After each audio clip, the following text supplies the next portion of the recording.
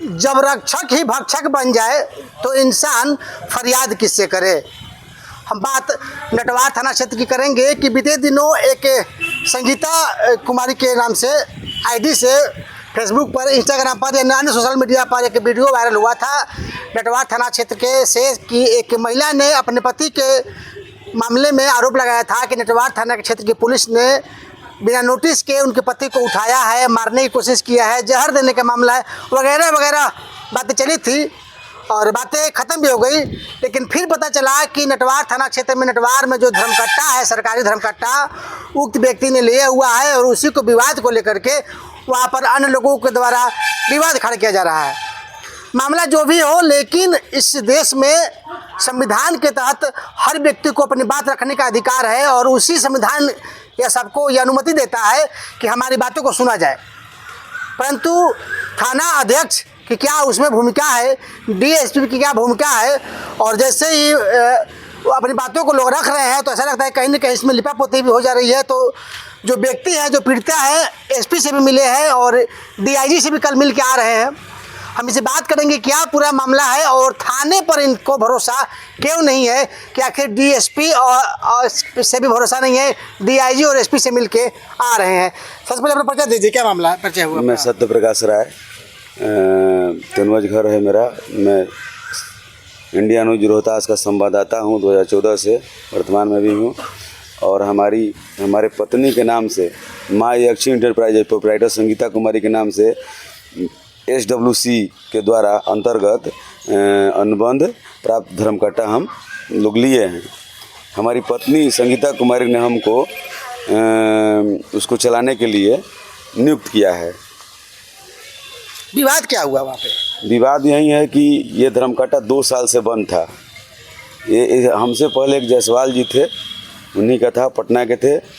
और वहाँ के लोकल जो गुंडे हैं, बाहर में धर्मकट्टा उन लोगों का है।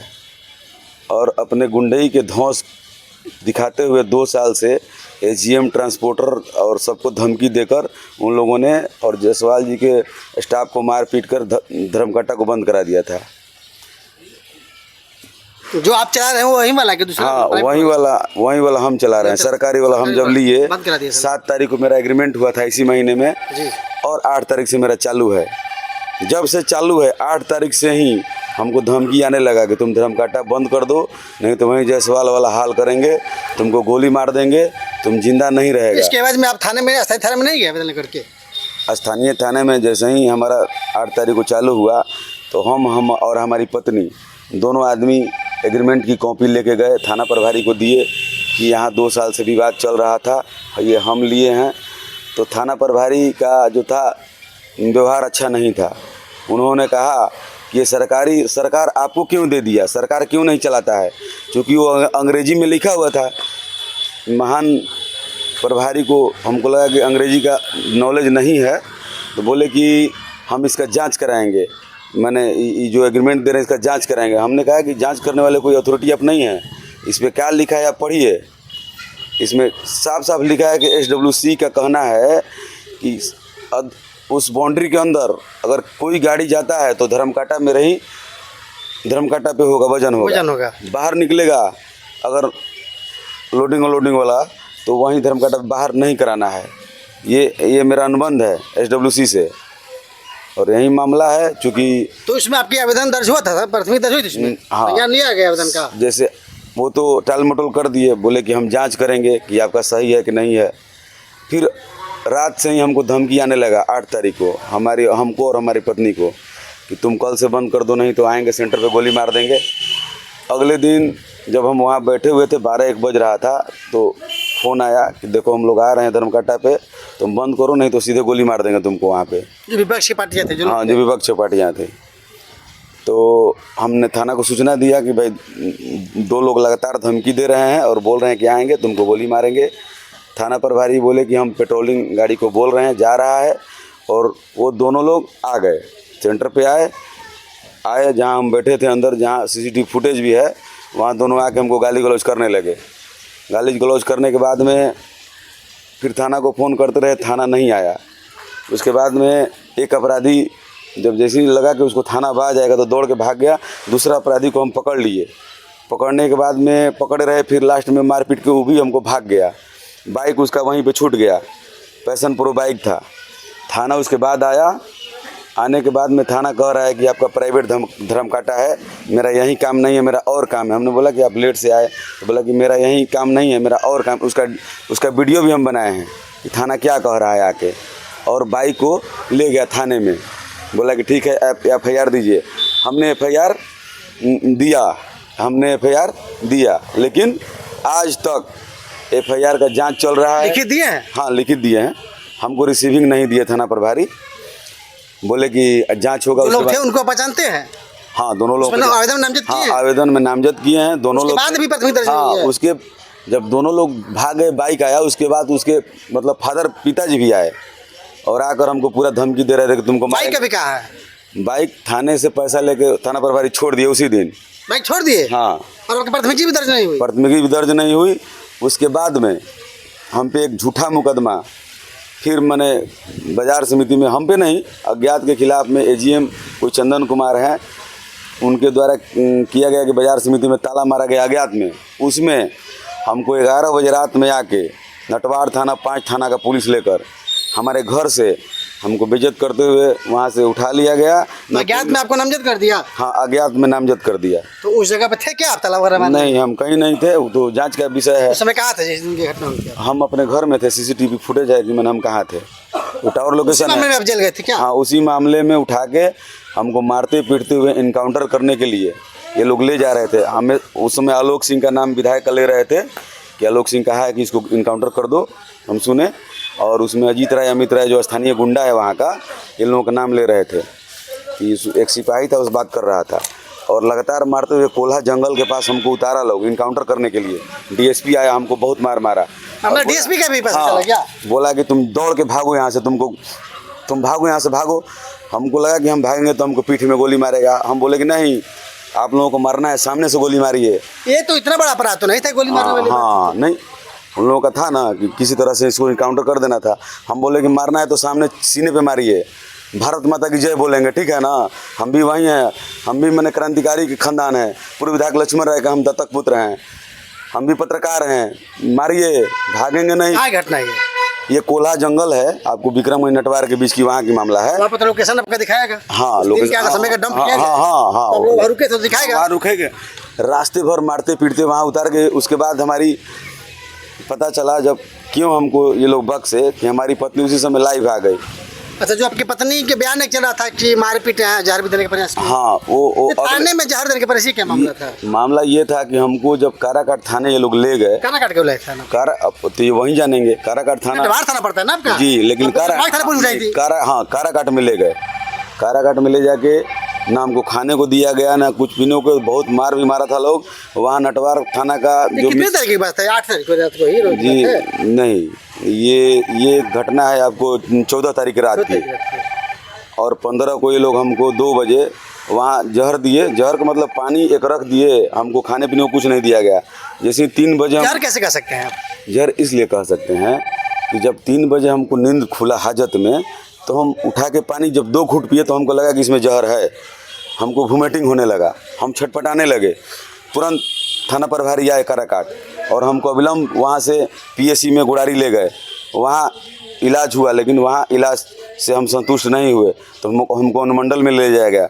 वहाँ गए तो DSP वहाँ खड़े थे, हमको मारने लगे। CCTV फुटेज भी है अस्पताल में भी। हाँ, कि माधर चो तुम नाटक कर रहा है।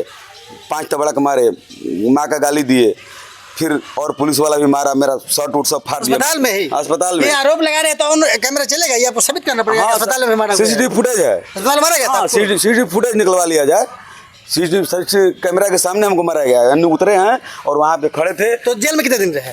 जेल में हमको देखिए, फिर वहाँ पे मेरा इलाज होने लगा। फिर गलत हमको लगा कि ये आलोक सिंह के इशारे पे हो रहा है। हमको लगा कि फिर सुई दे रहा था, हम सुई नहीं लिए। बोले भाई हमको अब किसी पर भरोसा नहीं है, ठीक है ना। जेल में कितने दिन रहे आप?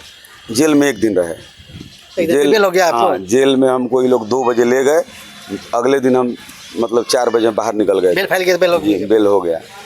तो नबील बड़ा किस नहीं था? नहीं, ये केस ऐसा था कि विद्वान वकील बताए कि इस केस में आपको नोटिस देना था। 7 साल से पहले कम का जो भी सज़ा वाला केस है उसमें आपको थाने से बेल दे देना है, जबकि इन्होंने न कोई नोटिस दिया और सीधे हमको आके उठा लिए, न वारंट न कुछ तो नहीं। अभी आप लगातार कुछ दिन पहले एसपी के पास गए थे, कल डीआईजी के पास गए थे, क्या क्यों गए थे आप? आश्वासन मिल रहा है कि, लेकिन इन लोगों का इतना पहुंच है, आलोक सिंह का पैरवी है कि ऊपर से फ़ोन करा के ये थाना प्रभारी जो भ्रष्ट चाहते क्या है आप? आवेदन में क्या लिखे हैं जो कहते हैं? आवेदन में हम यही लिखे हैं लिखिए अपना। कि मेरे साथ जो घटना हुआ है सारा एविडेंस है, सीसीटीवी फुटेज है, किस तरह से आके वहाँ पे अपराधी हमको मारते हैं, पीटते हैं, धमकी देते हैं।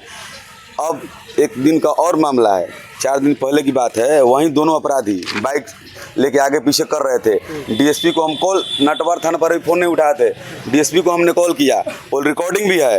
डीएसपी को कहा कि 2 गाड़ी से वहीं गाड़ी है, अपराधी आगे पीछे कर रहे हैं, लग रहा है कि हमारा हत्या हो जाएगा।